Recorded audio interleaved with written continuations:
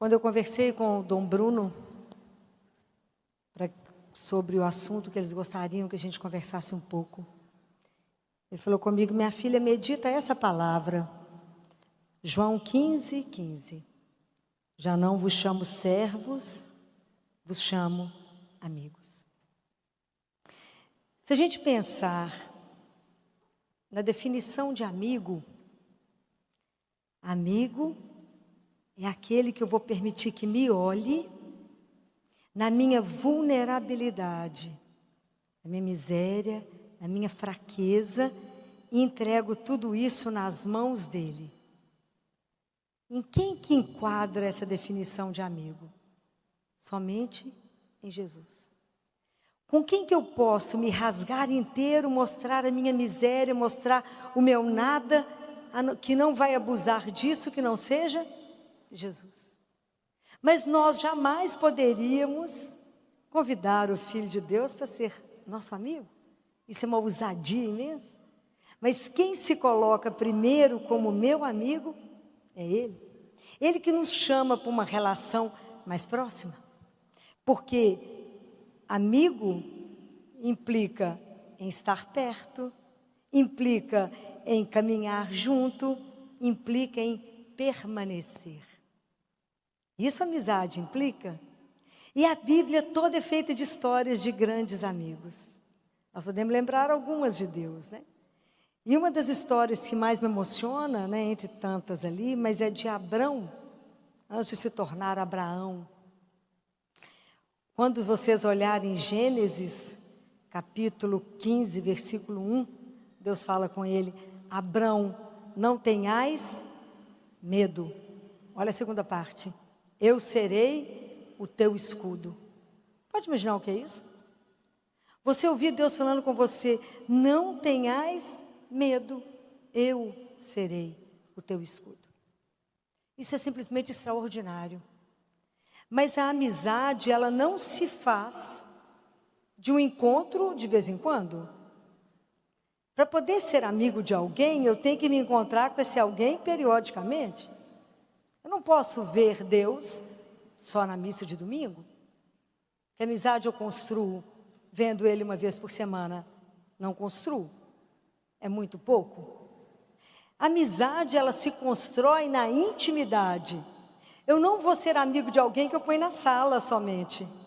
O amigo é aquele que vai na minha cozinha. Assim dizia Teresa de Ávila.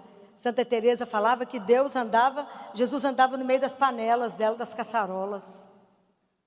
Porque é aquele que é íntimo, é aquele que vê seu pano de prato rasgado, que vê o pano sujo. A sala implica só naquilo que é o melhor. Que vai chegar uma visita, eu escondo tudo que está atrapalhado e mostro só o que está belo. O amigo íntimo não, ele entra no meio da bagunça e ajuda a organizar. Assim tem que ser a nossa relação com Deus. Como é que Abraão construiu essa história com Deus? Numa relação de confiança. Confiança é sinônimo de fé. Confiança é uma relação, um sinônimo de fé. Eu preciso me entregar a Ele. Mas como que eu vou fazer para poder estabelecer essa relação de intimidade, de amizade com Ele? Como é que eu posso falar que Jesus é o meu amigo? Que, aliás, isso é uma emoção. Falar, eu vou conversar com o meu amigo. Como é que eu vou, além de entender que Ele é o meu Senhor, é Deus, é o meu Salvador, é o Filho do Altíssimo, e Ele me permite conviver com o Pai através dEle. Como é que eu construo essa relação? Para poder construir, quando eu chamo Deus vivo, eu tenho que estar vivo diante de Deus. Então é tão interessante. Como é que você sabe que duas pessoas são amigas? Pelas formas que elas conversam, ok? É uma delas. Pela intimidade que elas têm de se olhar. Pelas risadas que elas dão por nada. Mas tem uma outra forma de saber que duas pessoas são amigas. É quando elas dão conta de ficarem juntas em silêncio. Já tentou ficar em silêncio diante de um estranho? Você fica louco para a pessoa ir embora, que você não tem assunto. Você começa a falar do tempo, de qualquer coisa, você não sabe o que você fala. Mas o amigo verdadeiro, você consegue permanecer em silêncio, somente um do lado do outro. E sobre isso Jesus falou o quê? Nas vossas orações não multipliqueis as palavras, porque os pais sabem tudo que vocês precisam antes que vós lhe peçais.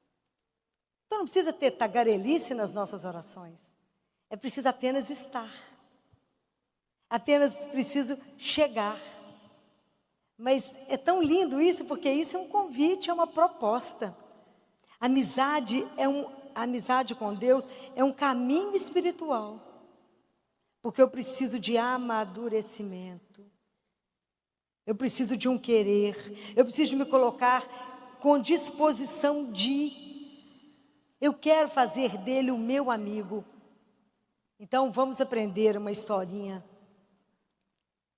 Grande maioria de vocês deve ter lido O Pequeno Príncipe.